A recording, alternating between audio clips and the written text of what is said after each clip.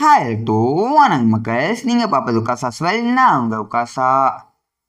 எப்படி YouTube desktop சைடில் YouTube studio எப்படி ஓப்பன் பண்ணுறதா இந்த வீடியோவில் நம்ம பார்க்க போகிறோம். நிறைய பேர் இதை சிம்பிளான மேட்ரு அதை தெரியாமல் தப்பாக ஓப்பன் பண்ணுறாங்க. யூடியூப் டெஸ்க்டாப் சைடில் ஓப்பன் பண்ண தெரியாமல்.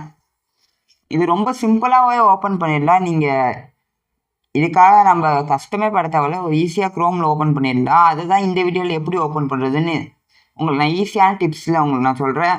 மறக்காமல் இந்த வீடியோ சேவ் பண்ணி வச்சுக்கோங்க. இதுக்கு நம்ம முதல்ல க்ரோம் ஓப்பன் பண்ணுங்கள்.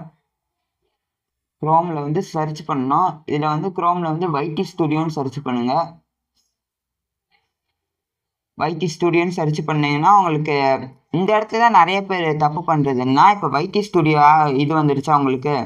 நல்லா அழுத்தி பிடிச்சி ஓப்பனிங் நியூ டேப்னு ஃபஸ்ட்டு ஒரு ஆப்ஷன் இருக்குது, அது தாங்க. அது தராமல் நிறைய பேர் தப்பு பண்ணுறீங்க. அது தந்துட்டிங்கன்னா மேலே உங்களுக்கு ஒரு பாக்ஸ் ஆட்ட வந்து டூன்னு இருக்கும், அதை கிளிக் பண்ணுங்கள். யூடியூப் சென்டர் ஸ்டுடியோன்னு இருக்கும், அதை கிளிக் பண்ணுங்கள். இப்படி கிளிக் பண்ணும்போது உங்களுக்கு ஈஸியாக உள்ள போயிடும். நிறையா பேர் இது தெரியாமல் தப்பாக பண்ணுறீங்க. அப்படி பண்ணும்போது உங்களுக்கு ஈஸியாக ஓப்பன் ஆகாது. சில ஆண்ட்ராய்டு வெர்ஷன் தான் செட் ஆகும், ஆனால் அப்படி ஓப்பன் ஆகாது சில இதுக்கெலாம்.